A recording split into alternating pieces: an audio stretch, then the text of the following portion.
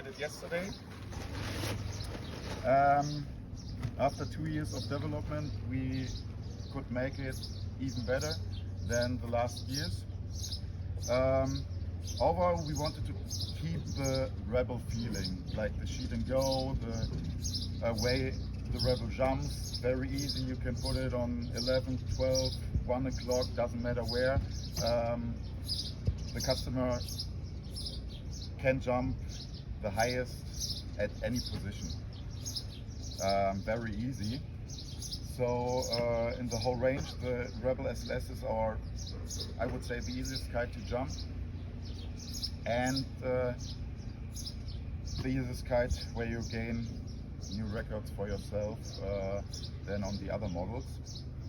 And what we tried to change is we wanted to make it a bit faster turning, quicker steering, and a slightly less bar pressure. Because like the Rebel on the last Rebel had a really high pressure on also on the soft setting, and like for lightweight riders and for the ones who maybe come from an Evo or someone else don't like the high forces. And the main thing, Sky explained it very well on the Neo, that all the steering comes from the wingtip area, and there we made slightly changes in the geometry, but the main fact is that we opened the angle of attack in the wingtip area. The last years it was more negative. Positive. Or positive, yeah, in that way. It was more positive, more close. Last year's was a little bit more like this, like wingtips in. So you had the whole time pressure on the back lines, and we slightly opened it up, or we made it neutral, like Sky did it on the Neo, and therefore we have like a faster reacting kite. It turns faster, and also the pitch moment after a kite loop, for example, is much higher and it comes faster to the wind window again. Yeah, so when you complete the kite loop with last year's kite, the wingtips would sort of, with this positive angle, would sort of keep the kite deep in the window and it didn't want to climb. So this one, being more neutral, it completes the loop and wants to fly to the top again. So it flies to the edge quicker. Better for kite looping. Yeah. And yeah, less bar load because you don't have so much load in the back lines all the time. So just made it more user-friendly, I would say, in terms of bar feel, not so heavy. But still has the Rebel feel. That was really important to not lose the easiness of using this as a big air kite. I think like a big heavy guy on this kite in a lot of wind, it's like the easiest kite to just nail every jump, because like Malta said, you don't have to have it perfectly in the right spot to nail your takeoff. Even if you have it 11 or 1 or not perfect, you just sort of put the kite up and sheet in and you go. And the kite stays over your head. You don't have to actively fly it as much as something like a Evo D-Lab, which is more technical to ride. So I think it's just like for the guy who wants to just go out powered up, have a super easy jumping big air kite, the Rebel's like the perfect kite for that customer. Would you like to add anything? Yeah, I completely agree. I think a lot of people know that, especially the bigger sizes as well on the Rebel, when you're riding overpowered, like sort of became like a truck, like really heavy bar load, hard to handle in the strong wind. You need to be quite a technical rider to be able to put the force all the way into your board. Now with the new Rebel SLS, it's much easier to ride. I mean, yesterday I was riding on the 8 meter and Tom was riding on the 12 and still had a lot of fun and didn't feel like the truck it used to be. No offense. I like heavy bars. Okay, yeah.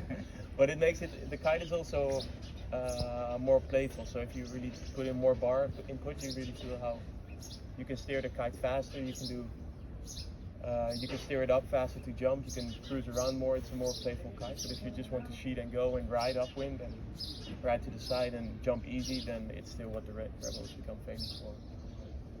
And just like Sky also said, with the Evo D-Lab, for example, is quite a technical kite and you need to have a good takeoff in order to get a really good jump.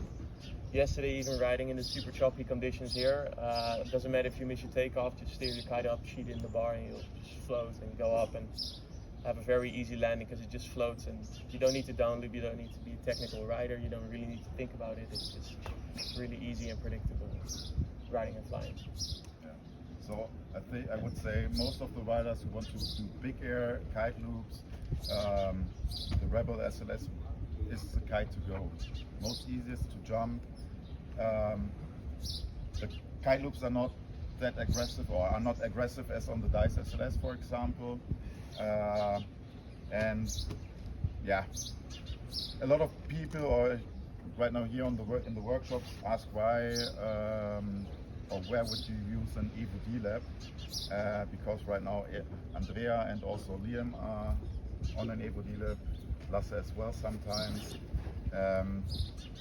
but it's a really technical kite, so for reaching such a heat they are supposed to, and no one, at least maybe 5%, are able to get the performance out of the Evo D-Lab. Yeah, I To think use it also in big air. in conditions like yesterday where it's super choppy and hard to find a takeoff, riding on the Rebel is super easy, and every jump you can still go high, you can go far, you can loop, you can do whatever you want. If you're riding the Evo D-Lab, it's really important to have a good takeoff, get the kite in the right position in order to get a good pop and fly into the air. Like Malte said, the Rebel SLS is super easy kite, and for 99% of the guys that just want to ride and jump, they'll have way easier time jumping high and far and having a good time on the Rebel SLS. If you're into a more technical rider, if you're crazy talented like Andrea and Liam are, then yeah, with their timing and expertise, they can get more. And they can get more performance out of the D-Lab. But this is just such an easy go-to kite, and I actually think if Andrea and Liam would ride this kite here again, it's a hard choice. They're both super good kites, depending on conditions and what they're looking for. This is also the only 5-strut kite we have in the range, which is maybe another important point of difference. So all our other kites are 3-strut. So especially for strong wind, this is going to have the most rigidity. You know, it's going to be able to keep its profile shape when it's really powered up. So for I think especially for heavy riders in strong wind, this is going to be the most solid and, you know, forgiving, easy kite to ride in a lot of wind. Yeah. Also, if you guys have questions on that, there's still a pulley on the bridle. We've had a lot of prototypes without the pulley. But it's with a kite like this and a high aspect ratio, it just became a really good performing but aggressive kite, and just pretty nervous on the bar and hard to ride. The sheet and go was totally different. Yeah, to really keep the Rebel DNA and to have in the kite what it's become famous for, in the free riding and the sheet and go and the easy jumping. The pulleys are there, and there's a pulley stopper on one way, so it's really firm and stable on that side. But that's what you were wondering on that side. And then I mentioned before that we have different flex struts on different kites. So on this one, you can see that this is also a flex strut, but it's done differently than on the Neo. On the Neo, we have only the stiff material in the front and the soft material in the back, whereas this one, we split it between the 3 panels. So we have the 2 soft material panels here and the stiff one down the center. And we can do that. We do that on this kite because it has a less aggressive wingtip shape. So we don't need as much flex in this strut as we do on a Neo. And so by doing it this way, we sort of spread the flex strut throughout the entire strut. I mean, it has taper, so it's naturally going to be more rigid in the front, where it's a thicker diameter and softer near the trailing edge. But this is a way to basically allow this strut to flex sort of over the whole strut, as opposed to the Neo, where we only want the flex in the trailing edge. So it's just a way for us to tune the different models.